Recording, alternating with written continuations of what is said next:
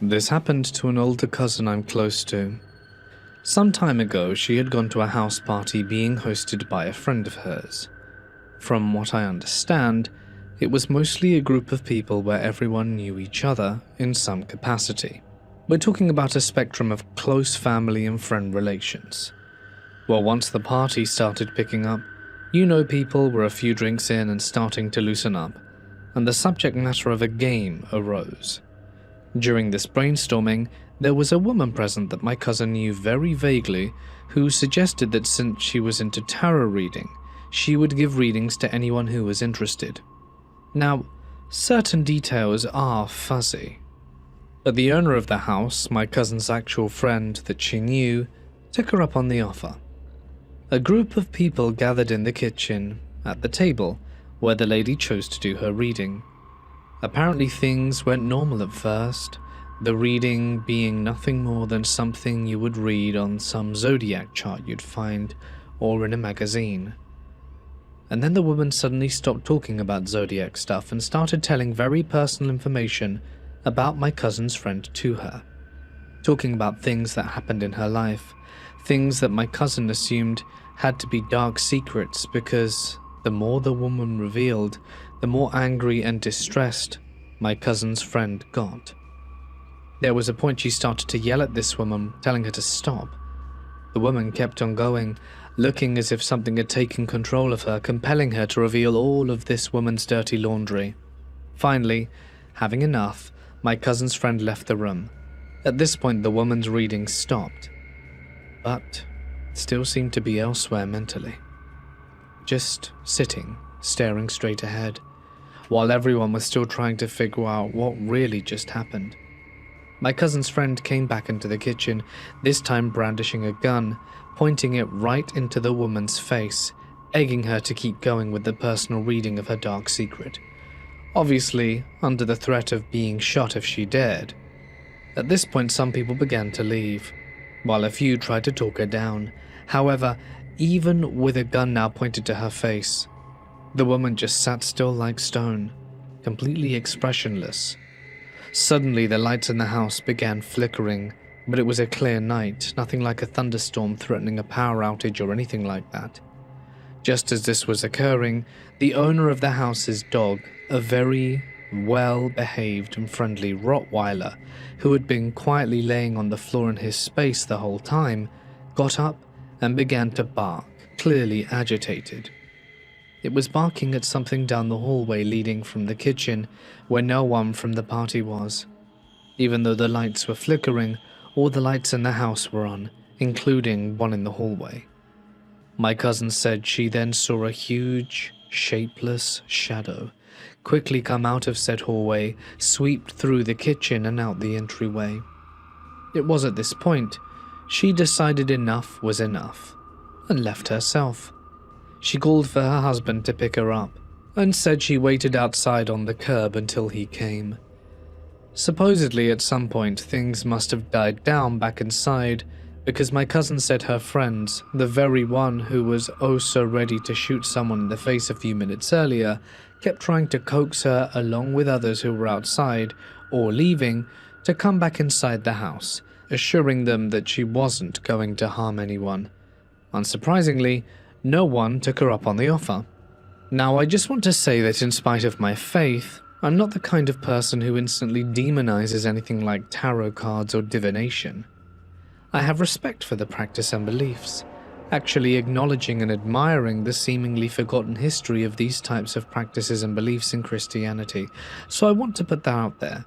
But I do believe strongly that sometimes trying to tap into forces you don't fully understand or respect, especially in what we view as just harmless little games or rituals, can lead to certain types of mischief or even darkness, seeing an opportunity to come through and wreak havoc before being forced back behind the veil. While I certainly am receptive to the paranormal, I also am keenly aware of how unreliable, even deceptive, psychic information can be when we seek answers to emotionally charged issues, or when the reader knows the person well. That's why, after my mum was diagnosed with dementia, I didn't bring the topic up with my psychic intuitive teacher, whose online classes I had been attending on and off for a few years, and with whom I'd had some personal readings. During one such personal reading, he asked me about my mum's health, describing symptoms like dementia. We discussed her situation, and he said that he felt she wouldn't live to see her 80th birthday, roughly 15 months from the time of the reading, and that my deceased father would come to guide her to the other side. This timeline conflicted with my mum's medical prognosis, as her condition was advancing slowly and she was otherwise healthy. I shared the timeline prediction with my siblings, who were also receptive to the paranormal, but my brother, who is in the medical field, stated that it was very unlikely. Nearly a year later, my mum's health deteriorated significantly, leading us to admit her into a nursing home. She passed away just a few days after her 80th birthday, making the prediction, while not 100% accurate, pretty darn close.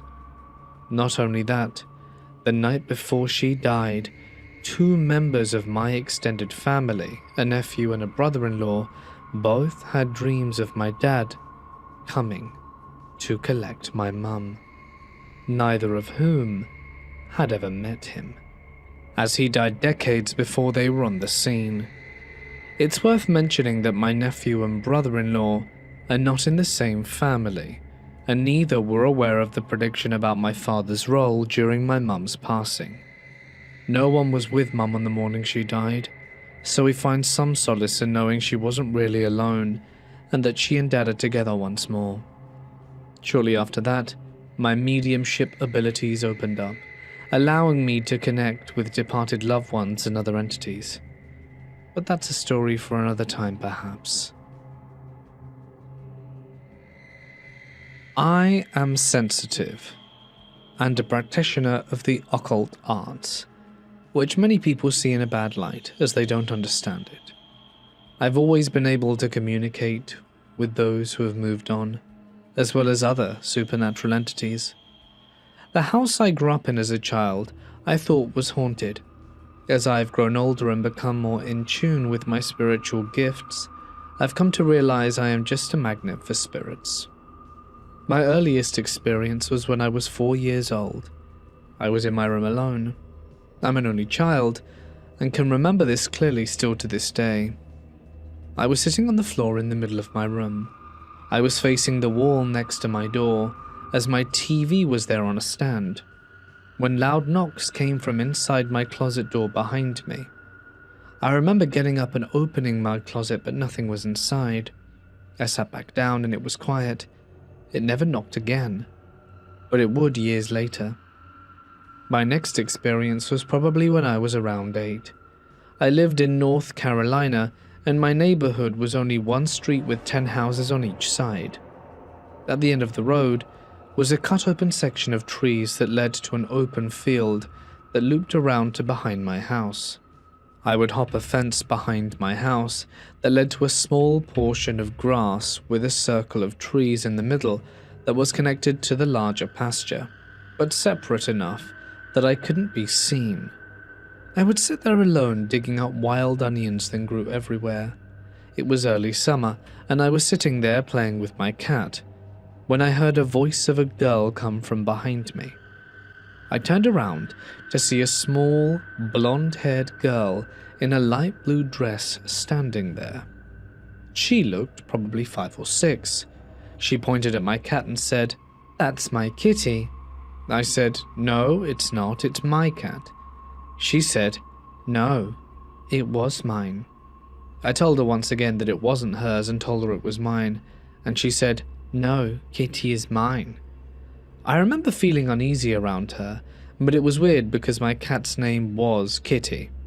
I said her name is Kitty, and she said she knew it is. She reached down and petted her, then walked off. I didn't say anything else to her. I remember looking up at Kitty and then looking back, and she was gone.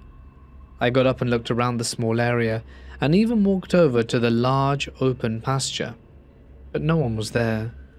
She had simply vanished. At 10, I lost my best friend from brain cancer. She was only 11. I had spent the weekend with her Friday and Saturday. She died the next day at the hospital.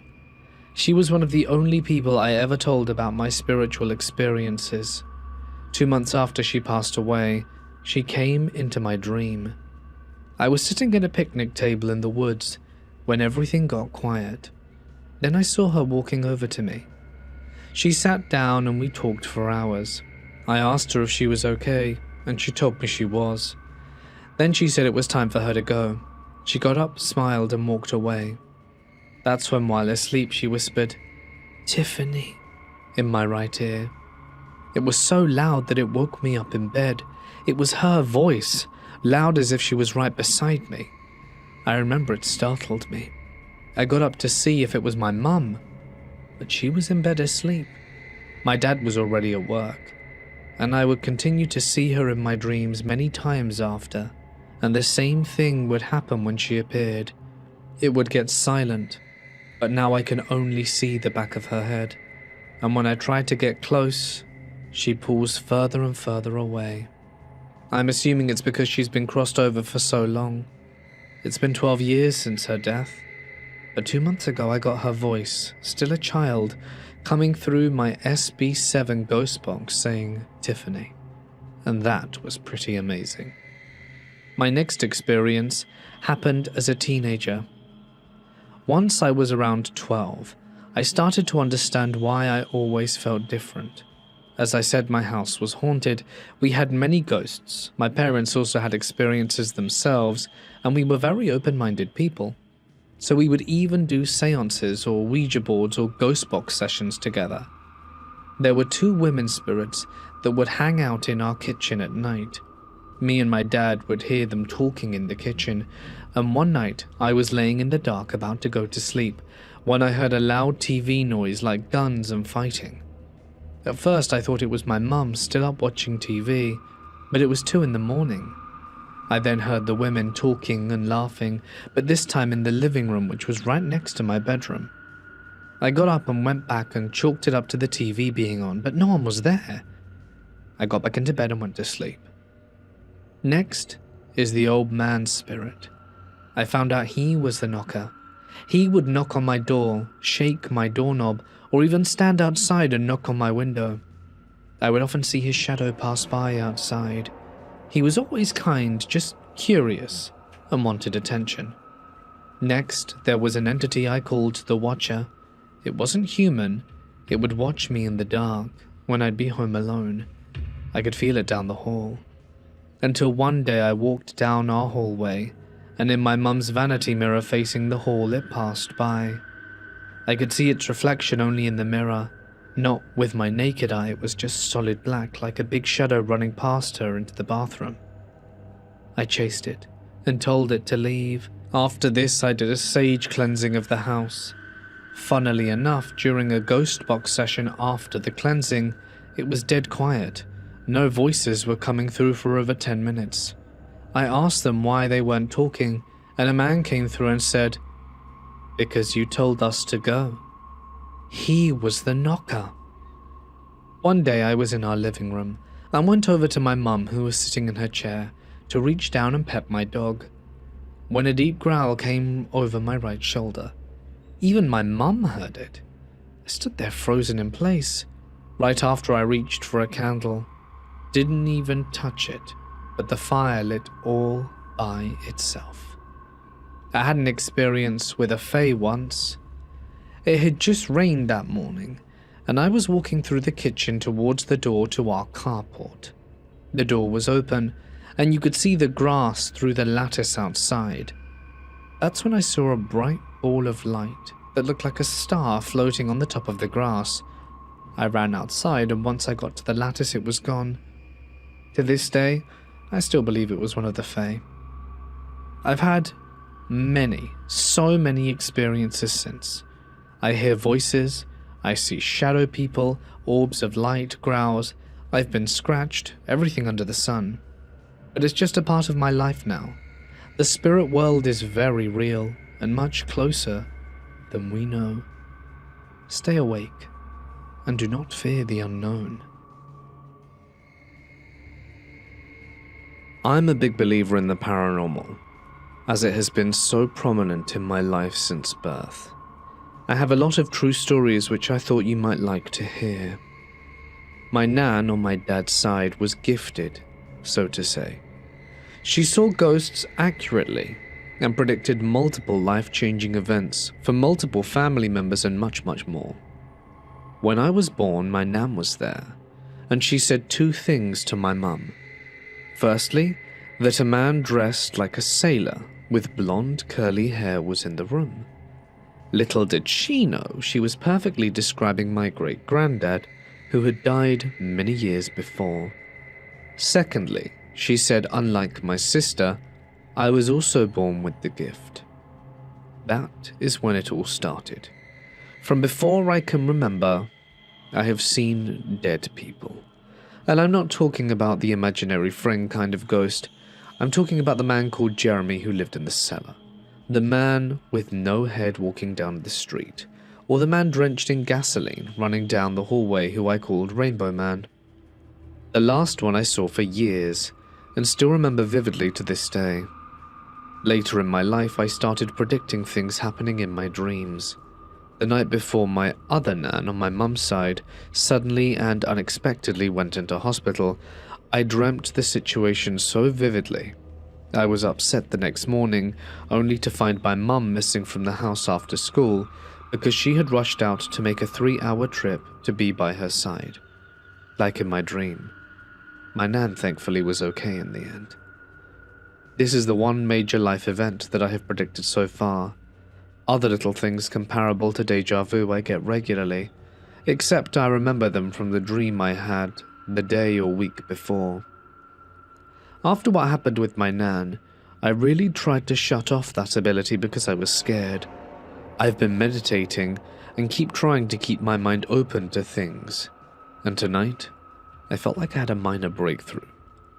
I was laying in bed, watching the newest episode of Calmera's True Crime podcast, the one on the 40-year-old case solved by Redditors, when the strangest thing happened.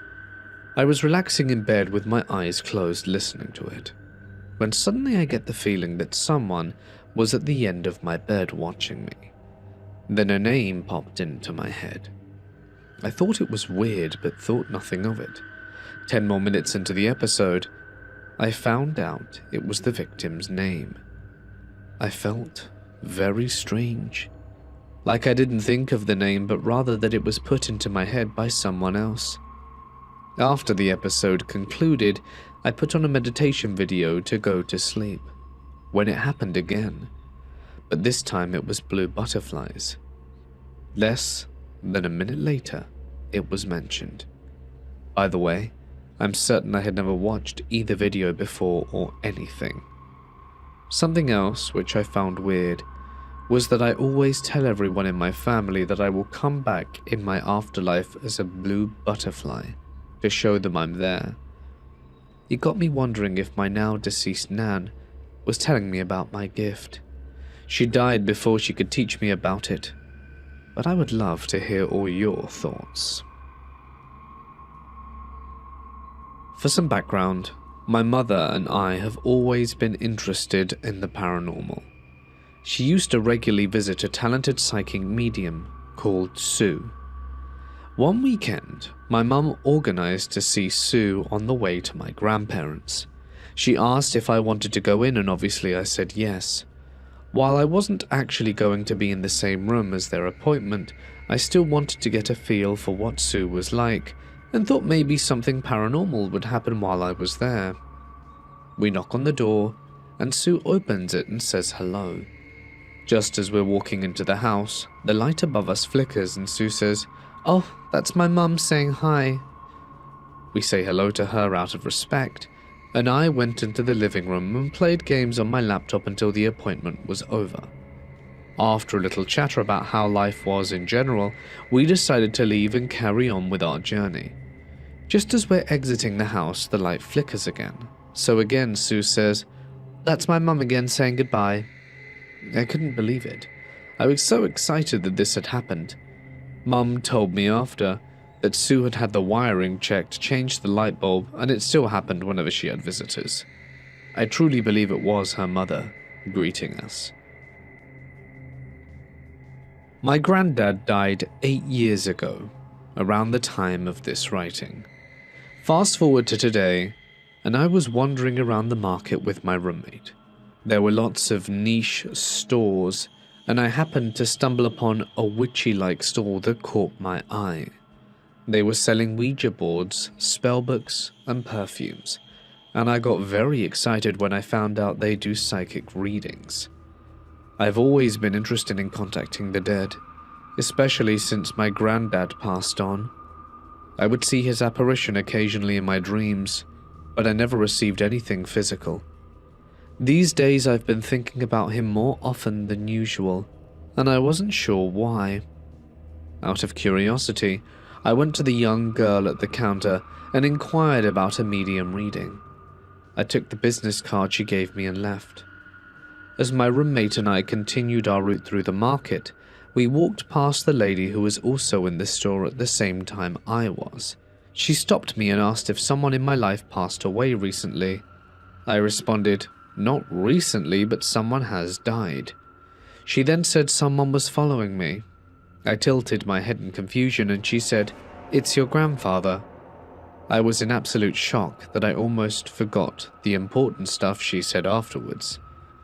If anyone can piece together what she may have said or meant, please translate. In regards to my grandfather, she told me to get a black candle, light it, and leave it in the room overnight, and then throw it out in the morning. I'm not sure if that's all she said or if I misheard. Can someone please help me figure this out? I'm really interested to take her advice. If only I can remember what it was, or what it meant. Since I was about 5 years old, I've always had weird dreams surrounding death or extremely bad news. They always have to do with these two kids, one boy, one girl. The girl had her mouth sewn shut, and the boy had his eyes sewn shut. They never looked decayed or anything, but they were always there. The first time this happened, I was 5. I remember in the dream seeing the little boy. We were in a dark forest with bits of grey moonlight in places, and I followed him, and in a big clearing the little girl was holding my 2-year-old cousin's hand, and he looked like he was asleep standing. I heard this almost impish laugh and woke up. When my mum came to check on me, I told her, "I think Taylor died," and of course she didn't believe me and told me I had a bad dream. But only a few hours later we got the call that he died in his sleep. 6 to 8 months later, the same thing happened with my great-grandmother, except she was in bed with the little girl standing at her feet. This happened so many times after that I stopped being surprised by it and kept it to myself because over and over, no one believed me. The last time this happened, my dad told me he had severe liver disease and it could lead him to die. That was about 2-ish years ago. Well, recently I had the same dream about my partner and I just found out he has the same liver disease, just not as advanced as my dad's.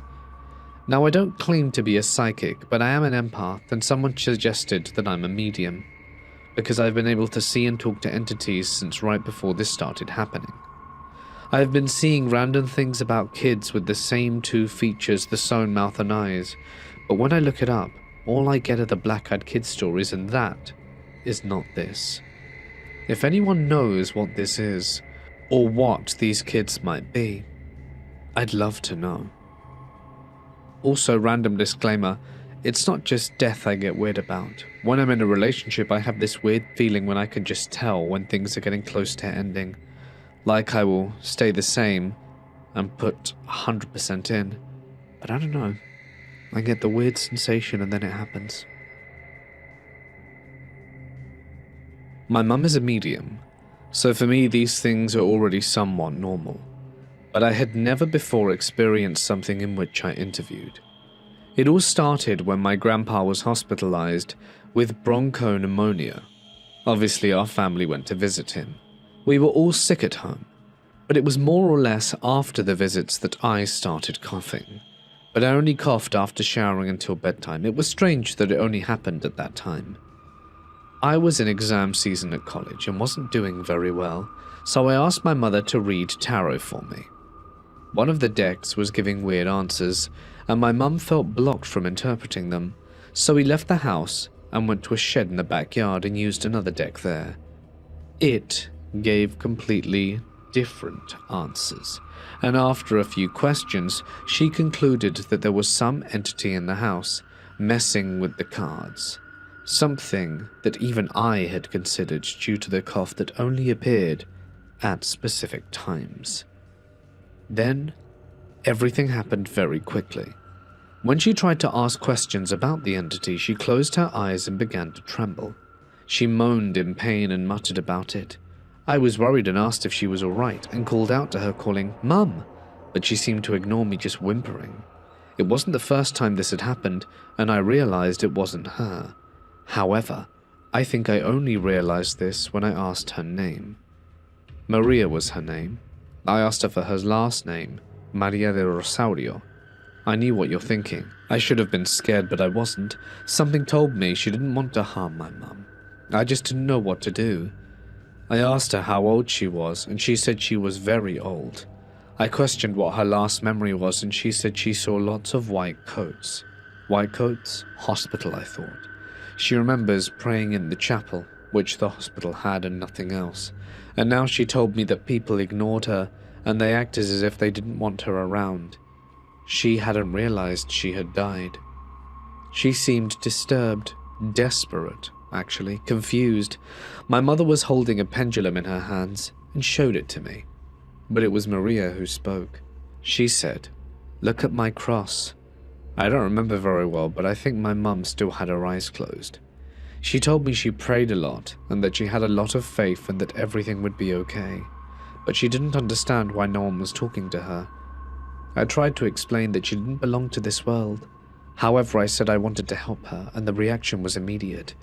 I think she grabbed my hands tenderly, and a tear came out my mum's closed eye. She thanked me and said I was an angel. I asked her what I could do to help, but it seemed that the answer was already being given. She said with great emotion they were going to take her, and that people were here for her. I have no idea who or what, but I reassured her that whatever she was seeing at that moment would help her. She thanked me profusely, moved, and asked the God she believed to bless me. It seemed as if a weight had been lifted from her shoulders. My mum opened her eyes and wiped away the tear. She had a vague idea of what had happened. She was a conscious medium, and usually remembered things when a spirit took over. Maria had probably died of some illness in the hospital and didn't know it, and during visits to my grandpa, one of us had brought her home without knowing it. It made sense after all. I felt something strange at home, a kind of presence. I'm also a medium, but those things kind of creep me out. The funny part comes that same night, the coughing decreased dramatically. Within 2 days, I was no longer coughing, so I came to the conclusion that it was Maria who was making me cough, perhaps somehow mirroring the symptoms she had when she was alive. But why always after the shower? To that I have no idea. Anyway, my grandpa came home, and I passed all my exams, so we can say that this bizarre story had a happy ending. The people Maria said she saw probably took her to the afterlife or whatever, and here we are, the living, where we should be. I have been a real estate agent in Costa Rica for a little over 15 years, and for most of these years, I stood out as one of the top sellers in our company. I'd always close deals that others would only ever dream of. That is, of course, until I met Julia. Everything I thought I understood about our line of work changed in a way I could never anticipate. When she arrived at the agency, she carried herself with genuine friendship and warmth, and everyone took to her immediately.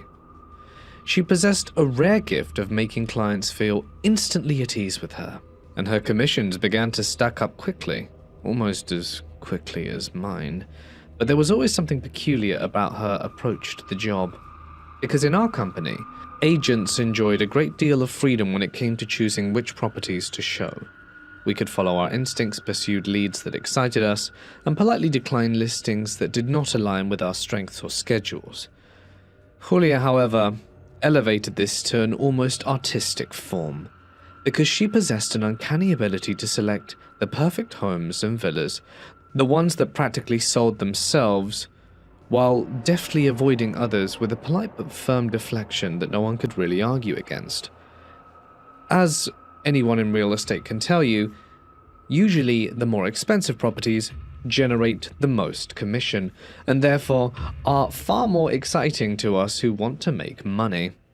However, in her case, it wouldn't just be the bigger properties, because if she took 3 smaller ones and can sell them quickly, she often ended up making more money than some of those who always went for the bigger ones, if you get what I mean. So, it was a pretty big deal. Well, this pattern continued for nearly a year, piquing my curiosity more with each passing month, until one afternoon, over coffee in the office kitchen, I asked, how did she always know which properties to embrace, and which to steer clear of so decisively? She paused for a moment, and regarded me with knowing eyes. So she set her coffee down, and confided in me something that she hadn't done to anyone in the office. She told me she possessed a gift, a sort of sensitivity, which allowed her to perceive energies lingering within spaces, and sometimes even the departed souls who refused to fully leave them. As a medium, she could walk into a home and immediately sense whether it was a welcoming home or if a presence or something darker clung to it, or maybe even something malevolent. She chose her listings not merely for their market appeal, but to safeguard herself from the oppressive atmospheres, and in her 20 years of navigating the real estate world across Costa Rica, she learned a practical truth, that properties burdened with such attachments genuinely stayed on the market for far longer, as if the energy itself would repel potential buyers. I nodded, wasn't sure if I believed her at first, and then she went on to share a story. In the early days of the business, when she was still proving herself, she got the opportunity to sell a house. It was a house that on paper embodied perfection, a sprawling colonial-style villa, nestled in one of the most desirable neighborhoods of Escazú. Every agent in the office coveted that listing.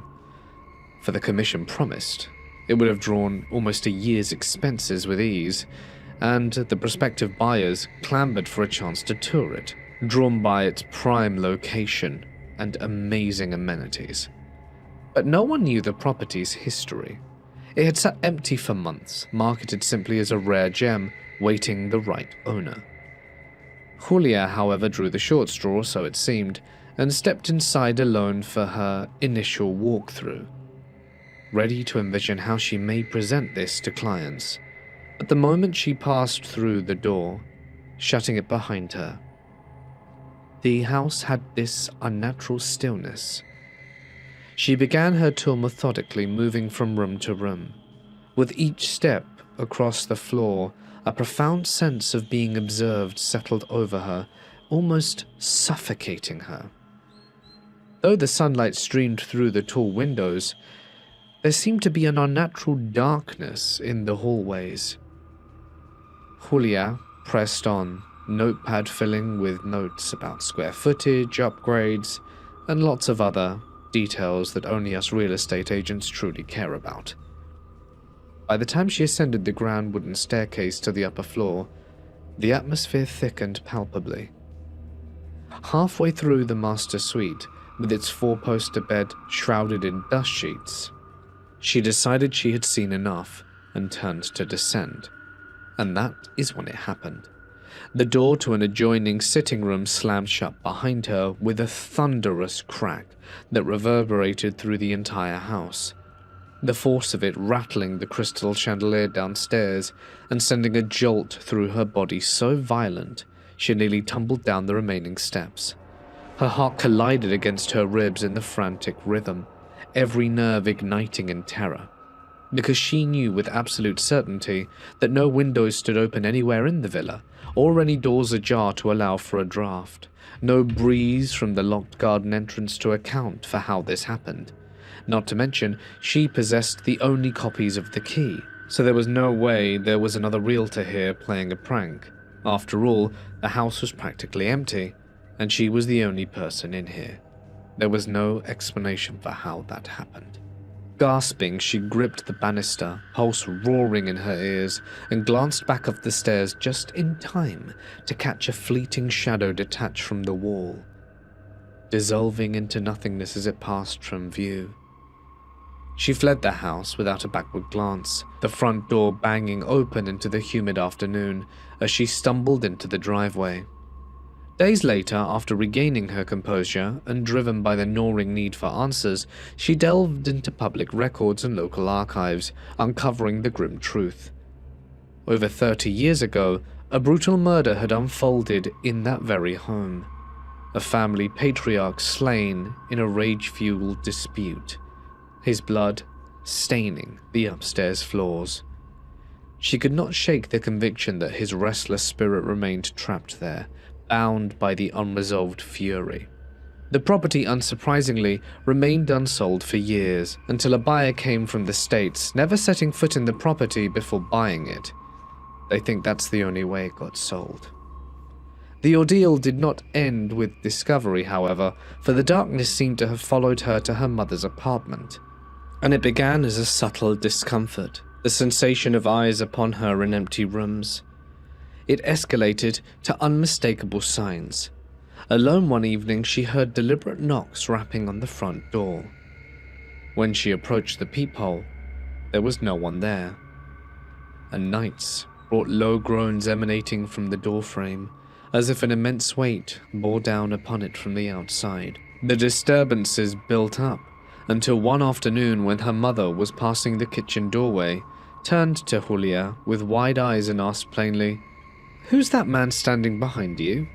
She whipped around, heart plummeting into icy dread, but there was no one there. Shaken to their core, the mother and daughter sought counsel from a local priest, and he arrived with holy water and performed a blessing. After that, no further incidents plagued them. From then on, she made sure to steer clear of any house plagued with malice, despite how much it might be selling for. Her tale stayed with me long after that conversation. She continued her success at the agency, and now I knew her secret. I wondered if maybe I could learn this ability too. I never asked to be a medium. I didn't go looking for spirits or try to open myself up to the other side. I rented an old house because it was cheap and close to work. The listing never mentioned it had a cellar. Anyway, I moved in on a Thursday, and I remember that because the power cut out twice while I was carrying boxes inside. It honestly felt like a cliché. The flickering lights, the creaky boards, the weird draft. But as I said, the house was old, and I chalked it up to just that. The first week was uneventful, if you ignore the constant feeling of being watched whenever I was near the basement door. The house was generally quiet, and I was getting used to living alone. Well, one night as I was brushing my teeth and zoning out, a scene slammed into my mind. That's the only way I can describe it. It wasn't a dream or a memory, or a random intrusive thought. It was like watching a movie, but I was in it, in a way. I stood at the top of the cellar stairs looking down into the darkness, but in my mind, it was lit. There were people down there, a group of them surrounding someone. The victim had their back to me. I never saw their face, but the things they were doing to them was brutal, like it had happened over hours. I wasn't seeing through the victim's eyes, I was the observer, and somehow I knew, without being told, this was not just a nightmare. This happened here. I don't know how many people were involved, maybe 4 or 5, but the images kept repeating over the next few weeks, always from the same perspective, always the same muffled scream. I couldn't stop it. I couldn't change the angle or pause it. It was like whatever was here was trapped in the memory, and I was being forced to relive it every once in a while.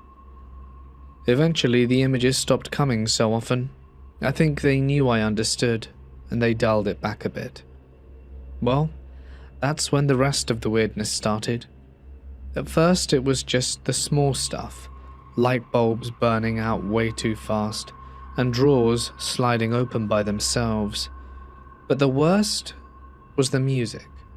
See, I like electronic music, lo-fi, synthwave, dark ambient, stuff with atmosphere.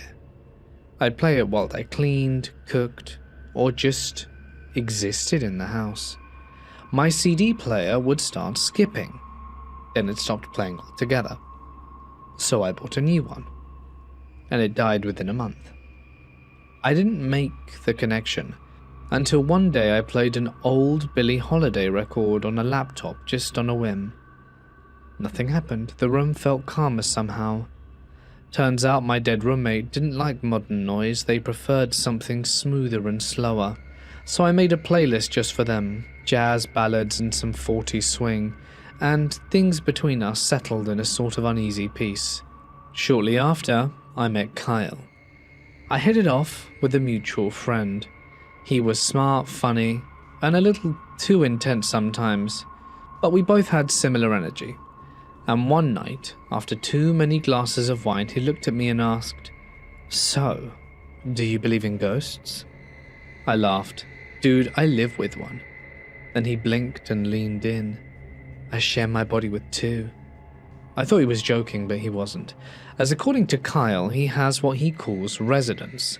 One of them is named Buddy, a ghost from the 1920s who died under sketchy circumstances, and the other is not human. That second one Kyle doesn't talk about much. He says it communicates in bursts of color and sound, and when it tries to move his body, it doesn't always remember what bones are for, and he's gotten bruises from sleepwalking into walls and writing symbols on mirrors that he can't understand in the morning. And Buddy? Well, he was chatty. Kyle says Buddy started showing up during hangovers. At first he thought it was just blacking out, but then Buddy started talking. He'd tell Kyle stories about speakeasies, bootlegging old debts, and the woman he was in love with when he died. Of course, Kyle started digging, and he found him. There was an actual man called Buddy, nickname not real name, who died in the late 1920s under suspicious circumstances in the exact town Buddy had described. Kyle even found the address, and guess what? The house was for sale. Real estate listing and everything. They had a virtual tour. Kyle clicked through the photos, and while he was watching them, Buddy freaked out, started overlaying his memories onto the screen. The faded wallpaper, the original tile, the old furniture. Buddy showed him where his bedroom used to be, and the kitchen table he had carved his initials into. Kyle was fascinated. He wanted to buy the place, but his girlfriend wasn't having any of it. She said she wasn't moving into a haunted funhouse with his dead gangster bestie. She had a point. Buddy already had a tendency to cause issues, moving electronics, throwing things during arguments, once even riding along with Kyle on a date and making the poor guy black out in the middle of dessert. They know the house is nice, but they don't want to trigger the entity to perhaps recreate the misdeeds that led to his original death. Some years back, me, 17-year-old female at the time, and my three friends, Susie, Lisa, and Lucy, had this crazy encounter. Apparently Lucy, who was 19 at the time, moved to a new house and found a strange book in the attic that had details on how to throw tarot cards in order to see the future. The book was in Russian. She translated it and started playing with it. Lucy was BFFs with Susie, and Lisa was mine at the time. We were young then, and said, why not? The thing is, you would get a deck of cards that are meant to be used only for this and nothing else. Keep them closed in a scarf or in a secluded space, and then only the person allowed to touch them was the one that wanted the reading, and the handler. There was something about mixing energies in the book. Then they are to be closed and stored again. Every card has its own meaning, and they had a paper that wrote what every one means and how you should pick the cards.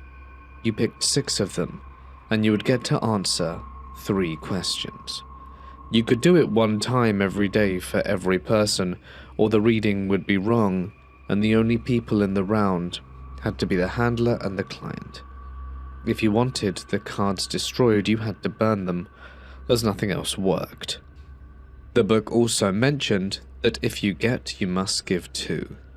Lucy briefly mentioned it, but none of us paid attention because we didn't believe in the paranormal at that point. So Lucy starts doing the reading. She and Susie would often have clients that wanted to see their future to be read. There was no money involved, it was just teen drama. Like, does my boyfriend cheat on me? Or does my ex want me back? The thing is, the readings were actually true, and people kept piling up for readings. After it worked twice for me in a row, I felt anxious and something lurking around me at all times.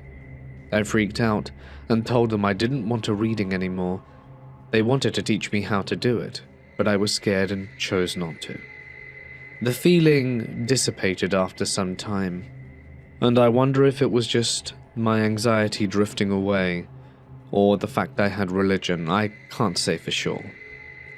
After some time, Lucy called us frantic and told us that her cross that she wore since she was a child was now burning her. She came to Susie's place where we were chilling and showed us her burn mark, one in her neck and one on her fingers. She was holding it while it was burning her fingers to show us. When I touched it, there was no burn. She freaks out and burns her cards with us in Susie's backyard. This happened after some time when she already taught Susie and Lisa how to read themselves with the same technique but using their own deck of cards.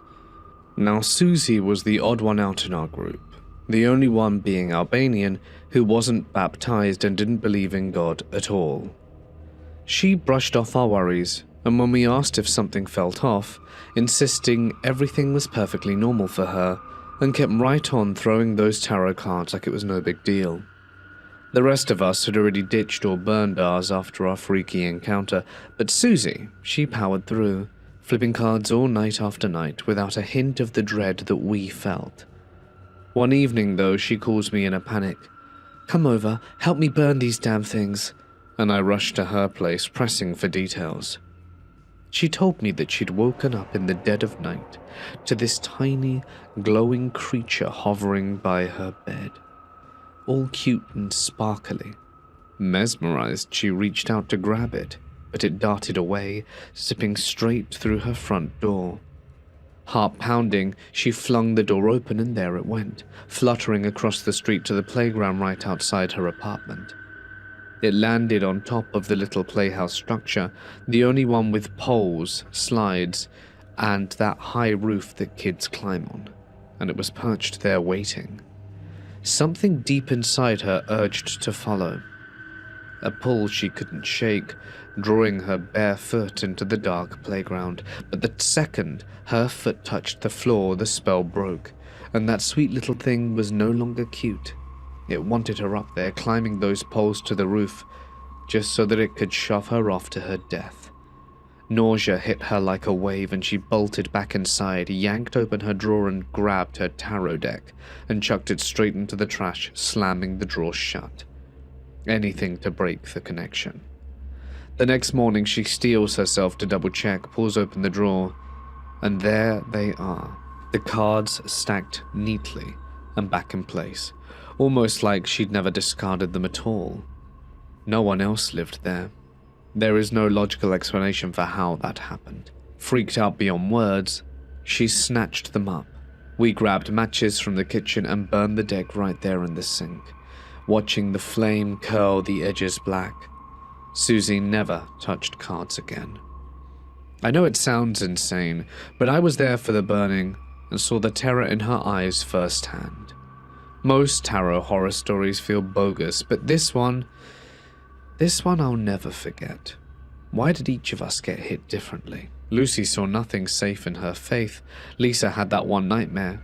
Susie, the non-believer, the wildest of all, a deadly fairy trap. So do demons skip the God-fearing and prey on the skeptics instead? Do I buy future readings now? Hell no. I stayed far away from tarot for years, and I warn everyone else, whatever you believe, those cards open a doorway to something that I'm sure most of you would rather not be a part of.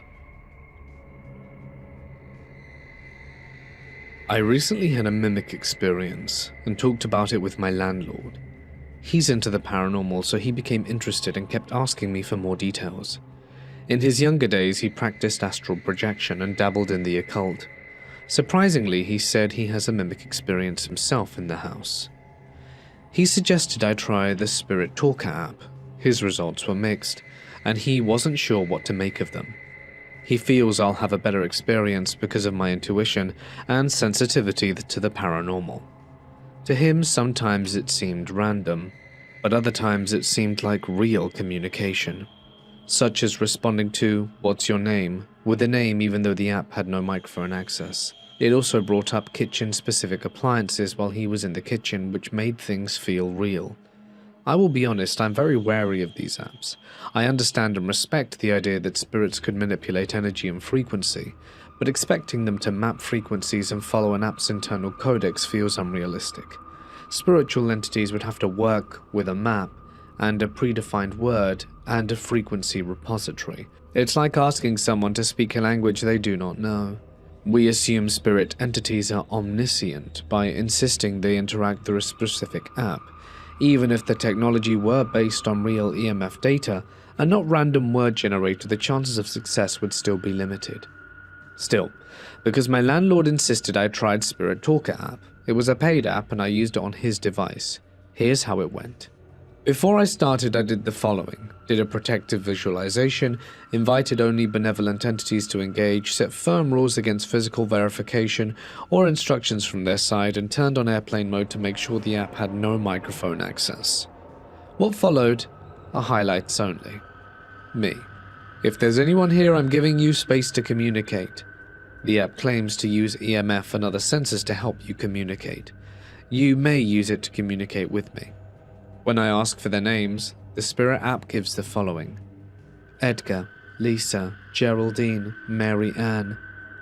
Welcome and thank you for speaking with me. I'm glad you responded with your names. I am Fawn. I then repeated the rules, and it responded with, Understood. At this point I felt conflicted. I went in with no expectation, but it did not feel completely random. There seemed to be some level of coherence, but still something bothered me. I'm from South Asia. While there is a large Christian population here, it felt unlikely that every entity would have Western names. We went back and forth for a while. They claimed to be from the 1800s and kept mentioning doctors in an attic.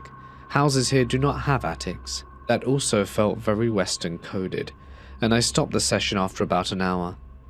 My overall thoughts are mixed. I did not get to interact with the mimic, which was the whole point of the app, aside from some eerily convenient timing that made it feel like a conversation. I still need to read like a random word generator when looking at the whole conversation. They never acknowledged my country, their place of origin, or anything specific that could confirm a genuine exchange. I would not recommend the app for a tool for real spirit communication, and I'm unsure if I'll try it again.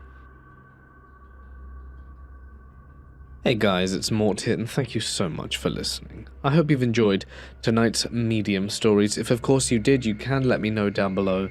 Your thoughts and comments really do go an awful long way. Thank you all so much for being here. I hope you will join me again tomorrow for day 3 of Paranormal Week, which is going to be haunted houses. No, it's no April Fool's joke. I will see you there. Alright then. I'd like to give one final thank you, as always, to my members and patrons whose names can be seen on screen for their continued support for the channel. And if you would like to show a bit more support to more, you can follow the links down below to find out more. But that's it from me. Stay awesome, guys, and I'll see you in the next one. Good night.